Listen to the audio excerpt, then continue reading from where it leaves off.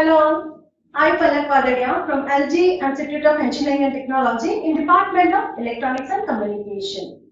Today we will discuss the subject that is control system design, and in this subject we will discuss the unit number 1, that is what? It's a design of feedback control system. So in this unit, today we will learn the topic that is how to derive the transfer function of an electrical network in a phase-lag compensator. If you remember that in our earlier lecture, we just derived the transfer function for the phase lead compensator, right? Because just we want to prove that in a phase lead compensator, the zero is near to the origin compared to the pole. And here in this session, we will just derive the transfer function of the electrical network in the case of phase lag compensator. So here we will get the reverse thing, that is a pole that is very near to the origin. So let's start our today's session. See, first of all, we will discuss that is what is a phase lag compensator. If you remember, then our system or compensator transfer function is what? K S plus ZC upon S plus PC. Here we are discussing the first order compensator. If you remember, then in our general equation, we can vary the value of I from 1 to n and j from 1 to n. I that is related to 0 and j that is related to 4.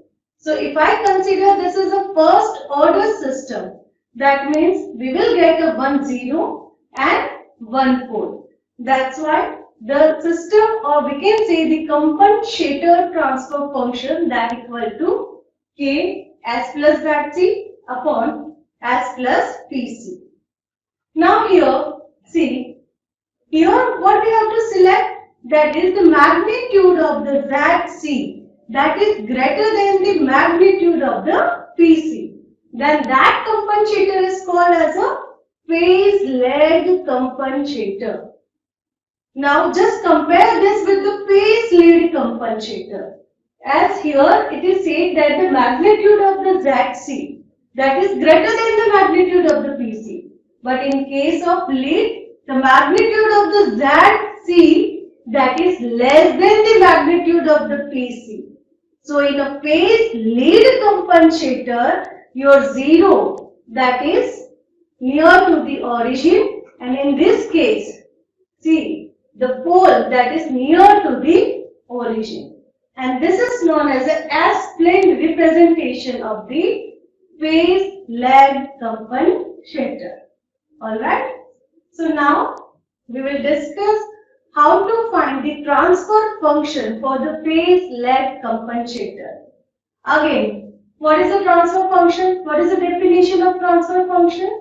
Then, see, it is what? It is the Laplace ratio of Laplace transform of output upon input when all initial conditions are what? It's a 0. So what we will do? We will just, whatever the circuit is there, we will just convert that circuit into the Laplace domain, and then we will find the ratio of, that is, output upon input. The same as what we have done in a phase lead compensator. And this question can be asked for 3 to 4 marks. So here the phase electrical network is what? See, this is what is the electrical network. Here the capacitor that is at the output side. But if you compare this with the phase lead compensator, then you remember, then if you remember, then that capacitor that is the parallel with the R1. But here you have to connect this capacitor in the series with the R2. Now, as we said, as we discussed, what we have to do? We want to find out the transfer function.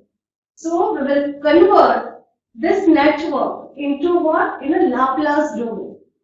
Right. So, the Laplace of resistor as it is. Laplace of, that means R1 and R2, that we have to draw as it is. And for the capacitor, we know in a Laplace domain, the capacitor that is, it is converted, that is 1 upon SC. And if we have any inductor, then in the Laplace domain what we can write, that is Ls. And here we will not going to mention any initial condition, because in the definition of transfer function, initial conditions that equal to what is a 0. So here this is the network. See, like as R1 as it is, R2 as it is, and in place of capacitor, just I draw 1 upon Cs. Okay, this is known as a transform of impedance. Okay, then this is our diagram. Now, what we want to write? We will write the equation of Vi of S, and then we will write the equation of Vo of S. Okay? Then see here. You just take the current I, that is at the input side. So what we will do? We will write the KVL equation. So how we can write the KVL equation? That is Vi of S, that equal to, you have to multiply this current with the R1. So what I get? That is IR1. Then here, see output side, just we are considering this as an open circuit. So we will not mention here any loop current. So basically, I have a one loop, and that current is what? It's a I. So now here at the R2, what do you have to do? You have to just multiply this resistor with the current. So what I get? It's a IR2. And now we can just treat this capacitor as a resistance, because we just write the value of this in a S domain. So what will happen here? Simply you have to multiply this I with the 1 upon Cs. Now here, see, here also I, here also I, and here also I. So you just take the I common. So what we get? That is R1 plus R2 plus 1 upon Cs. Now, this is all about the input. But we want to find out the Laplace transform of output upon input. So this is the equation that is related to input. The same manner we will write the equation for the output. So here my output is what? It's a V0S. So how we can write down? See this branch here, that is parallelly connected with the V0S. Right? This is R2 plus 1 upon Cs, that is parallelly connected with the V0S. And we know very well, in parallel, a voltage drop will remain same. And here these two elements that is connected in a series.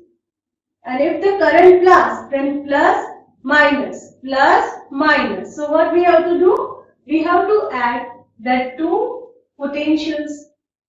So output equation, that is V0 of S, that equal to IR2 plus I multiplied by 1 upon Cs.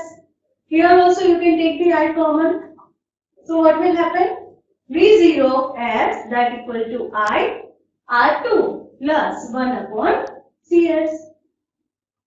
Now here, see, as we said, we have to take the ratio, that is V0 by Vi. So here what will happen? That is I R2 plus 1 upon Cs, I R1 plus R2 plus 1 upon Cs. Now this I is cancelled and take the LCM. So what will happen? See, now that is as it is when I is cancelled. Now you just take the LCM.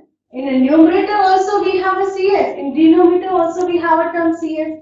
So when we take the LCM, at that time the CS and CS is cancelled out. So what we get? That is R2CS plus 1 upon R1CS plus R2CS plus 1. Now, if you remember, then in a phase lead compensator, we just discussed, we don't want any term that is in multiplication with the S. Right? Because we want to find out the location of poles and zeros. So here also we will use the same concept. We don't want any term that is in a multiplication with the S. So if you just see in a numerator, I have a R2 into C, that is in the multiplication of the S. So what we'll do? I'll just take the common R2 into C. So this is S plus 1 upon R2 into C. Now, you just look at the denominator over here. In the denominator, I have a two term. First term is what? It's a R1CS. And second term is what? It's a R2CS. So you just take the S common. So here I will get R1C plus R2C plus 1. Now see here. Now, here also, we don't want any term that is in the multiplication of the S. So our numerator is fine. As such, we do not have any term. But in the denominator, I have a one term. That is what? It's a R1C plus R2C. You just take it common. So what you will get?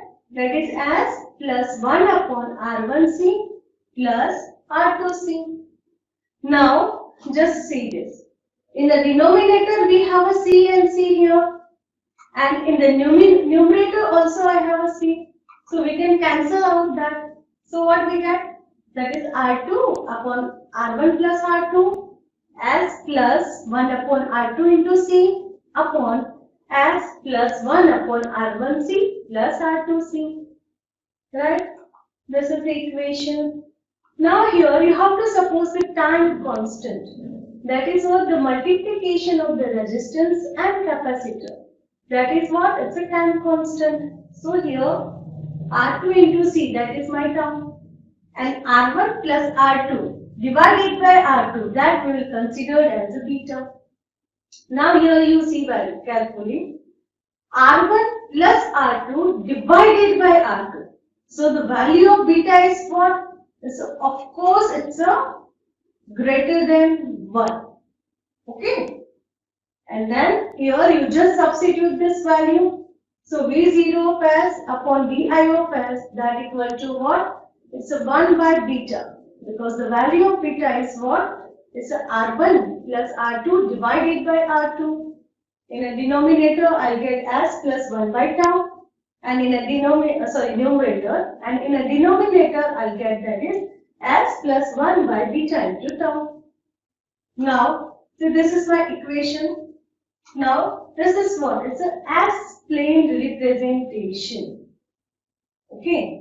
Here, definitely the pole is very near to the origin compared to the 0. Because the value of beta, that is what? It's a greater than 1. I'll give you the simple example. Consider the value of tau, that equal to 1. So what will happen? 0. That is minus 1 upon tau. So the value of 0 is what? It's a minus 1.